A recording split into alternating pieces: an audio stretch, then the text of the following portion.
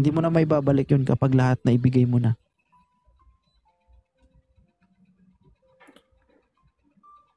Bakit naghihirap ang maraming Pilipino? Dahil habang bata pa sila, wala silang iniisip kundi magpakasaya. Nagsusumikap sila. Pag nandun na sila sa puntong may pamilya na sila, may edad na sila, wala na, huli na. Huli na ang lahat. Kailan ka magpupundar ng bahay lupa mo kapag may asawa ka na? Sinasabi ko sa'yo, Day, hirap na hirap ka. Iba, magkaroon ng pamilya na may sarili kang bahay, may sarili kang lupa, may sarili kang pinagkakakitaan. No? Huwag mong sabihin babae ka lang. Gawin mo yung part mo bilang isang babae para pagdating ng panahon na nag-separate ka sa magulang mo, hindi ka magdedepende sa kanila. So bakit nga ba tayo nag-aasawa? Nag-asawa tayo para tumayo sa sarili nating mga paa. Hindi tayo nag-asawa para umasa sa kanila. Huwag mong gayahin yung ibang tao, yung ibang lalaki, yung ibang babae na nag-aasawa, nandun pa rin sa poder ng parents nila. Okay lang naman siguro mag-stay sa parents mo. Pansamantala. Pero yung dun ka sa parents mo habang buhay at aasa ka, ay napakalaki mong tanga. Normal yun eh. 'Di ba? Ang parents natin, hindi sa atin. Nanay natin yan eh, tatay natin yan, anak tayo. 'Di ba? Kahit anong mangyari, nandiyan yan sila para sa atin. Pero bilang anak, gawin mo rin yung responsibilidad mo. Magkaroon ka rin ng paninindigan para sa sarili mo. Paghahandaan mo yun. Hindi yung iniisip mo yung ibang tao. Hindi ko sinasabing hindi ka mag-boyfriend. Tandaan mo, babae ka. Iba ang babae sa lalaki. Ngayon, kung nag-asawa ka at ang naasawa mo walang trabaho, paano kayo? Paano ka? Kung hindi ka nag-effort, hindi ka nag-ipon, wala kang pinagandaan nung bata ka pa, paano ka? Maghihirap ka. Tandaan nyo to guys ha. Kung ngayon, nasa puder kayo ng nanay nyo, may kaya kayo, mayaman kayo. Pagdating ng pag-aasawa nyo, hindi nyo madadala yung yaman ng nanay at tatay nyo. Tandaan nyo yan. Kaya habang bata ka pa, magsumikap ka. Okay? Nandiyan yung nanay at tatay natin. Para gabayan lang tayo. Gabayan tayo. Hindi yung umasa lang tayo sa kanila. Kaya nga dapat kahit may asawa na tayo, nandiyan pa rin tayo sa parents natin, di ba? Para tayo naman yung gagabay. Tayo yung magbibigay. Hindi yung nag-asawa ka, ikaw pa rin yung manghihingi. Di ba? Parang napaka-improper. Nag-asawa ka na, humihingi ka pa.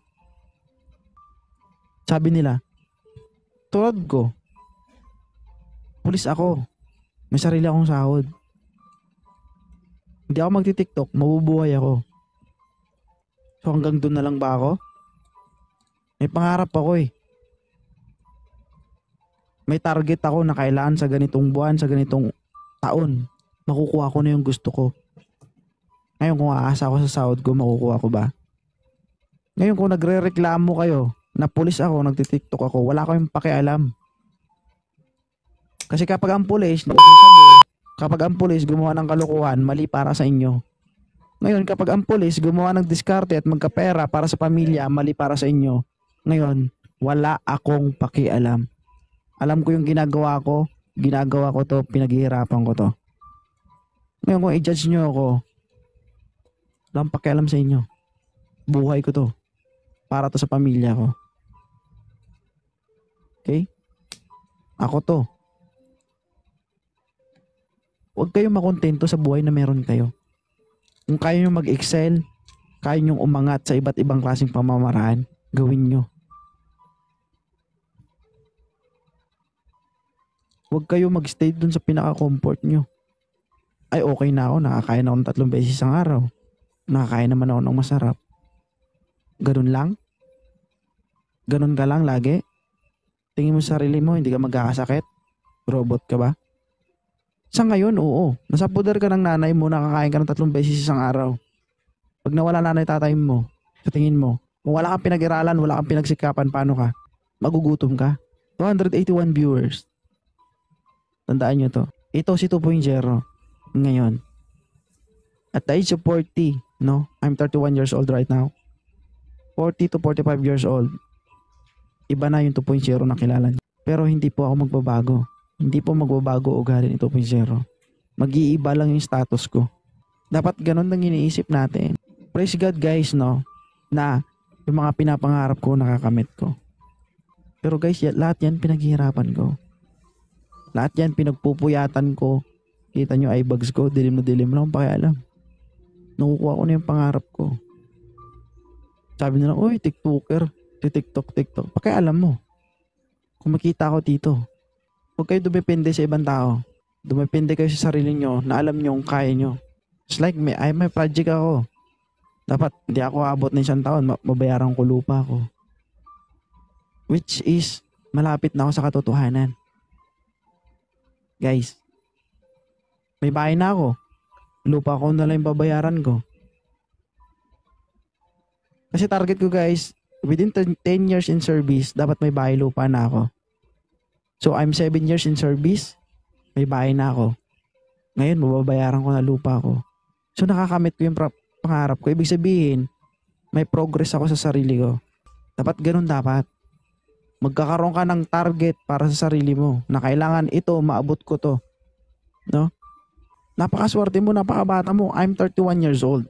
Bago lang po ako nagsumikap, bago lang po ako nag-umpisa. Bago lang po nagka-interest sa mga ganito. So dahil hindi ako nag-aksaya ng panahon, pinag-iigihan ko. Hindi ako nagbibiro guys. Piso-piso lang yan guys, iniipon ko, pero naiipon ng naiipon. Konting halaga, pag marunong ka mawak ng pera, yung gusto mo, makukuha mo. So good to know na pag uwi ko sa amin, mababayaran ko yung lupa na tinitirikan ng bahay ko. Diba napakasaya?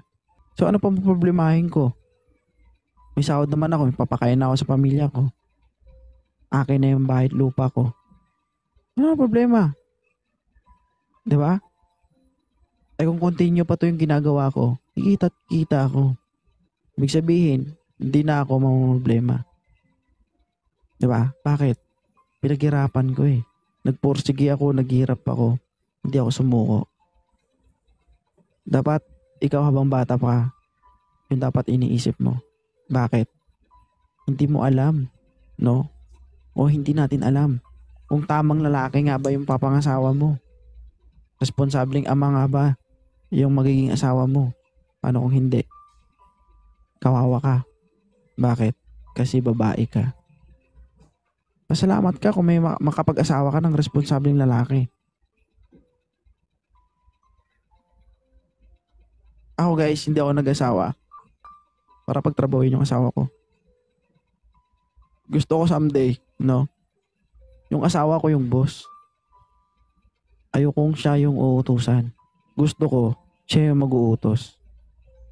Mark my word guys. Mangyayari yan. Wala akong pangarap na hindi ko pinagsikapan. Hindi totoo. Nag-umpisa ako sa maliit guys. No? Sa maliit. Bahay ko, kinuha kong lupa 100 square meter. Pinatayuan ko muna ng bahay. Pero yung lupa hindi pa akin. So natapos na bahay ko, pinagsikapan ko lupa ko. So sabi ko, inside for 1 year, no, dapat makakuha ako ng 300,000. So paano ko makukuha yun? Kasi hindi ko naman makukuha sa sahod ko yun eh. Nag-earn ako sa sahod ko 32,000 monthly plus allowance. Hindi ko naman makuha ang buo yun.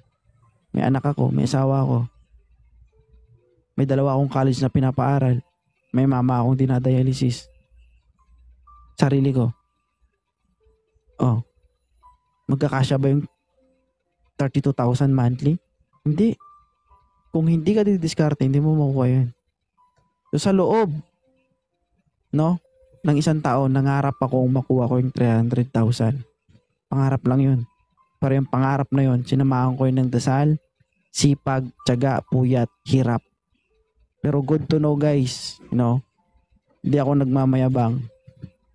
Guys, kuhang-kuha ko lahat. Kasi guys, kung mangarap tayo at wala naman tayong ginagawa, hindi natin makukuha yan. Guys, kuha ko lahat. Oh. 'Di ba? So pagkatapos ng lupa ko, edi negosyo. 'Di ba? Pag may negosyo ka na, kumikita ka na, saan ka pa? Kahit hindi na ako magpulis, hindi na ako hindi na ako 'di ba? Makakasama ko pamilya ko. Ganyan yung mindset. Hindi ko sinasabing sundin mo ako. Kasi meron tayong iba't ibang klaseng pamamaraan kung paano natin gawin yan. Kung paano natin tuparin yung mga pangarap natin. May sarili kang talento, may sarili kang talino, may sarili kang pamamaraan. No? Gusto ko lang mangyari, motivate mo yung sarili mo para pagdating ng panahon, hindi ka mahihirapan. Ngayon, kung naghihirap ka para lang sa boyfriend mo, mali ka. Hindi mo yun asawa. Tandaan mo, babae ka. Darating ang panahon na magkakaanak ka. Hindi yan piso-piso yung binibigay mo sa boyfriend mo. Kung inipon mo yan, pagdating mo ng 30, 32, ginawa mong negosyo, magpapasalamat ka sa akin. Napakahirap ng buhay na may asawa. Tandaan mo yan. Kaya, ngayon, umpisahan mo na ngayon. Yung boyfriend nandyan lang yan. Kapag mahal ka, hindi mo mamalayan. Mapupunta sa'yo yan. Sa relasyon, dapat hindi lang ikaw yung maghihirap. Parehas dapat kayo. Kung alam mong ikaw lang ang naghihirap, lumayo ka. Hindi siya nakakaganda sa'yo. Hindi siya nakakatulong sa'yo. Ginagawa niya yun para matulungan niya lang yung sarili niya. Mahuhututan ka. 1,000, akala mo makikita mo sa daan yun kapag naglalakad ka? Hindi.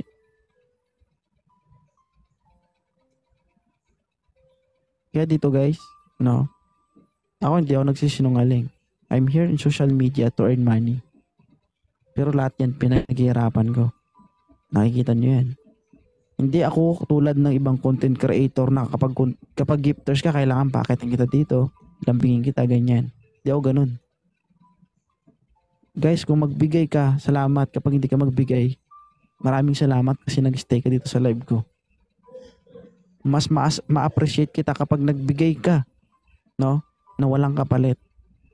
Bakit? Doon ko kasi naiintindihan sa sarili ko, o doon ko, na-realize para sa sarili ko na effective ako para sa inyo. Nakukuha ko yung attention nyo, napapatawa ko kayo, kahit nandito lang ako sa cellphone ko. Ganun yun. Maraming mga tao nagre-reklamo. Diba?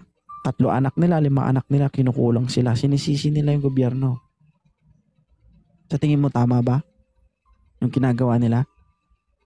Mali, diba? Sino bang gumawa ng anak nila? Gobyerno ba? Ginawa mo yung anak mo, responsibilidad mo. Hindi yung responsibilidad ng gobyerno. Ang gobyerno, maraming inaatupag yan. Maraming ginagawa yan. Hindi lang ikaw ang iniintindi niyan. Kaya napaka-improper kung sisihin mo yung gobyerno dahil nagkukulang ka sa panggasto sa mga anak mo.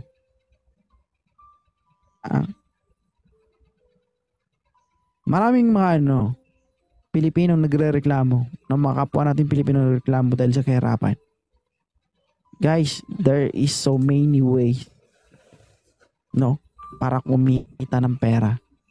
Kaso nga lang, tamad tayo.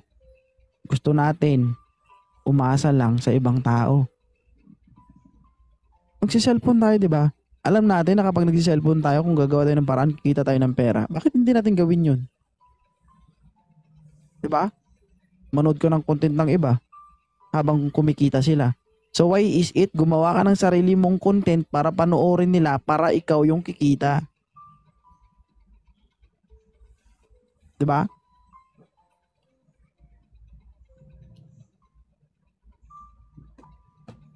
Sabihin ko sa'yo, natutulog ako 1:00, 2:00 ng madaling araw. Nagigising ako 4:00, 5:00. Pumapasok ko sa trabaho, pagkatapos ng trabaho, magla-live ako. Ibig sabihin, wala akong oras na sinayang para sa sarili ko. Which is, ngayon, tinatamasa ko. Totoo. May TikTok ako, may YouTube ako. Kahit wala akong gawin, kumikita ako. Pasok lang ng pasok. Diba? So bakit ko na-achieve yun? Dahil pinaghirapan ko yun. Pinagpuyatan ko yun. Sabi nila, grabe eyebags mo. May dahilan yan, bakit naging ganyan yan? Hindi yan nagpuyat sa maling tao. Hindi yan naging ganyan para sinayang ko lang yung oras ko. Naging ganyan yan dahil may dahilan yan. Diba? Sabi ko nga sa asawa ko, di mo kailangan magalit. Lahat ng ginagawa ko para sa atin. Para sa inyo ng anak natin. Which is totoo naman. Wala akong tinatago sa asawa ko. Lahat ng kita ko, pinapakita ko. Sabi ko sa kanya, aasa tayo sa sahod ko? Pwede din naman eh. Iwasong social media, pwede din naman. Pero naaawa ako sa inyo. Naaawa ako na kapag gusto nyong gumala, wala kayong panggala. Naaawa ako na pag nagkasakit yung anak natin, mangungutang tayo. Hindi ko kaya yon. Kailangan kong gumalaw. Kailangan kong gumawa ng paraan. Kaya para sa asawa ko, I would like to say thank you so much sa pag-intindi at pag-unawa mo sa akin. No? Dahil nakakaya mo akong intindihin kahit alam ko sa sarili ko na napakahirap yung sitwasyon mo. No? Napakatapang mo. Una sa lahat, napakatapang ng babaeng magmahal ng MIU. Men in uniform. Lalong-lalo na sa kagaya ko na araw-araw puro babae yung nakakausap ko. Pero guys, ako yung taong hindi maluho. Sa lahat ng mga nakasalamuha ko, nakita na ako. Pansin nyo guys, simpleng tao lang ako, maka-t-shirt lang ko, okay na ako. Basic. Diba? Bakit? Hindi mo kayang bihisan yung sarili mo kung lalabas totoong pag-uugali mo. Kahit simpleng tao ka lang, kung kilala ka ng tao at marunong ka makisama sa tao, yun ka. Kahit anong bihis mo sa sarili mo, no? Kung hindi maayos ugali mo, negative ka. Diba? No, kailangan mo magbihis sa sarili mo para masabing may pera ka. Kailangan mo bihisan yung sarili mo para masabing maayos ka. Hindi. Yung pagiging maayos ng isang tao, wala sa labas yan, nasa loob yan. Kung hindi ko sinasabi guys na perfecto ako, may mga pagkakamali ako sa buhay ko. Pero pinag-iisipan ko. So yun lang. Pagdating sa pera, dapat alam natin kung paano i-handle yan. Paano natin hawakan. Kasi kahit gano'ng kalaki yan, kung di tayo marunong umawak ng pera, mabilis mawala yan. Sana, sa gabing ito, may napulot ka sa akin. No? Yes. TSS co-founder. So bakit ko nasabi yan? Kasi magkaiba tayo ng status eh. No? Ikaw may kaya ka kasi nakakapagbigay ka ng pera. Ako, lumaki akong wala. Yung pinanggalingan ko, walang bahay, walang lupa. Squatter area lang po kami. Nakapagtapos ako ng college ng sariling sikap ko lang. Naranasan ko mabuli, naranasan ko alipustahin ng ibang tao. Naranasan ko mapadpad kung saan-saan, naranasan ko magbenta ng kung ano-ano para lang makapagtapos. Pero dahil ginusto ko, pinagsikapan ko, eto ako. Sinasabi ng iba, pulis ka, paupo-upo ka lang. Anong karapatan mo para pagsabihan mo ako ng ganyan? Bago ako umupo dito sa upuan na to, hindi mo alam yung pinagdaanan ko. Kaya wala kang karapatan para pagsabihan ako niyan. Diba? Kasi kung nagsumikap ka, kung ginawa mo yung makakaya mo, dapat ikaw yung nasa sitwasyon ko o mas nahigitan mo pa. Kaso nga lang, naging tamad ka. Diba? Kasi kung nagsipag ka, nagsumikap ka, baka hindi lang ganito, hindi ka lang nakaupo. Hindi ka na nagla-live ngayon, baka kumikita ka na lang ng kumikita ng pera. Diba? So ngayon, kung i-judge mo ko, pulis ako, paupo po ako dito, wala ka sa lugar para i-judge mo ko. Kung sa tingin mo, tinatamasa ko, ganito ako ka-relax ngayon, dahil yun, pinaghirapan ko. Hindi ako naging ganito kung, 'di ba? Simple lang ako. Ba't punta sa akin yung usapan? 'Di ba? Magbigay ka kasi ba? Na, pahalagan mo yung pera. Boyfriend mo pa lang yun, di mo yun asawa. No? Kahit asawa mo pa yun, day. Magtira ka para sa sarili. Huwag mo ibigay lahat. Dahil hindi sa lahat ng pagkakataon, nasa tabi mo yung asawa mo. Paano kung binigay mo na lahat? Tapos wala sa tabi yung asawa mo? Kawawa ka. Diba? Babae ka, tandaan mo. Mas mahirap maghanap o magtrabaho ang babae. Yun yung totoo. Huwag yung sabihin ang didiscriminate ako ng babae. Bakit? Kayang gawin ng babae yung kayang gawin ng lalaki. Pero sa pag-a-apply ng trabaho, diba mas kinakailangan yung lalaki kaysa babae? Kaya kung ayaw mo magbubuhat ng mabibigat, kung ayaw mo magpainit, ngayon pa lang umpisahan mo magsumikap para sa sarili mo, para soon to be. Hindi ka maghihirap kasama pamilya mo. Hindi mo na kailangan mga ibang bansa para lang kumita ng pera. Alam mo ba, 13 years old pa lang ako. Barbero na ako. May kumukuha sa akin abroad.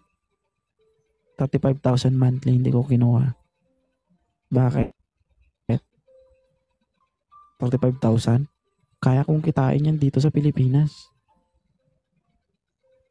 Diba? Mas maganda dito ka sa Pilipinas, nakakasama mo yung pamilya mo. Kaysa doon ka sa abroad, naghihirap ka, malayo ka sa pamilya.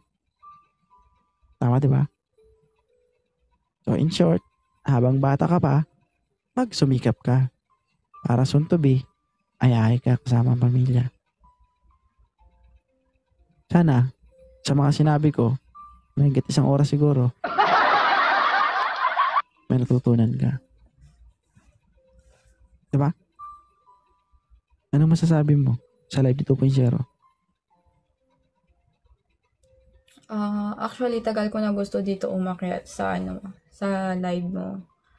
Which is hindi ko magawa-gawa makaakyat sa live mo. It is because sa situation namin.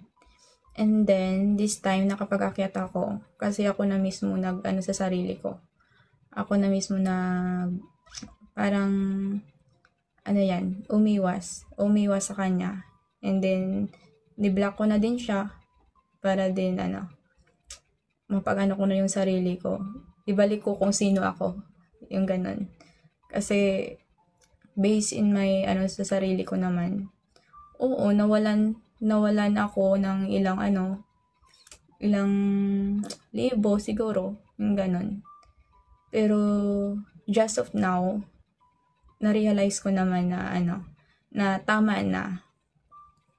Kailangan ko na mag-stop. And then,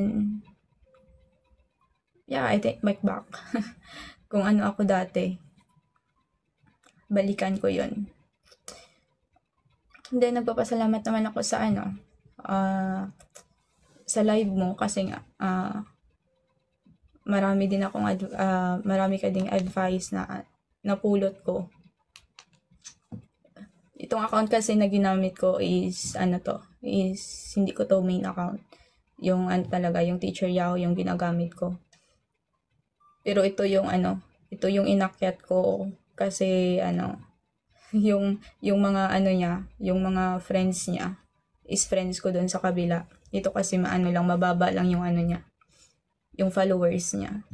That's why nakapag-akyat ako. Gusto ko lang naman na makarinig na ang advices na nanggaling sa'yo. But thank you so much.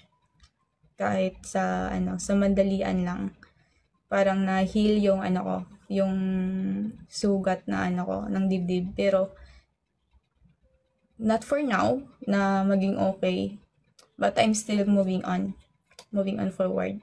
Kung ano man yung nangyari sa buhay ko. So, ano masasabi mo sa programa ni 2.0? Very nice content. Yun. So, yun. Maraming salamat. Sana may napulot kang aral. No? Ako guys, sabi ko hindi ko perfecto, pero yung mga sinasabi ko guys, base yan sa mga karanasan ko. Base yan sa mga pinagdaanan ko. Hindi ko po masasabi yan kung hindi ko yan pinagdaanan. Sabi ko nga, hindi ako malinis. Sabi nga nila, mas maganda humingi ka ng advice doon sa mismong may mga karanasan na. Kaysa naman humingi ka ng advice doon sa mga baguhan lang na walang alam, kundi makipagchismisan at manghusga sa mga taong hindi naman nila kakilala. Diba? So, sana may napulot ka. Okay? Ay. So, God bless sa'yo. TSS co-founder, maraming salamat sa pagdaan sa live. Thank you so God much. bless you. Thank you so much. Ilongga ka and ba? God bless us. Oo, Ilongga ko. From? Mindanao, Jensen. Jensen. Malayo ba yan sa Zamboanga? Malayo. Okay. Thank you so much, ha? Yes, thank you so much for your time. sorry for my emotional. Hindi, okay lang yan. Hindi lang naman ikaw umiyak dito. Marami na. Thank you so much, ha? Ayoko sana umiyak kasi nga gusto ko yung ipakita na strong pa rin ako kahit ganito yung nangyari sa akin. Pero hindi Okay, kaya eh. Oo. So, Siguro. maraming salamat. Ah, TSS thank you. co-founder. Thank you so much. God bless. God bless. God bless. God bless everyone. Okay.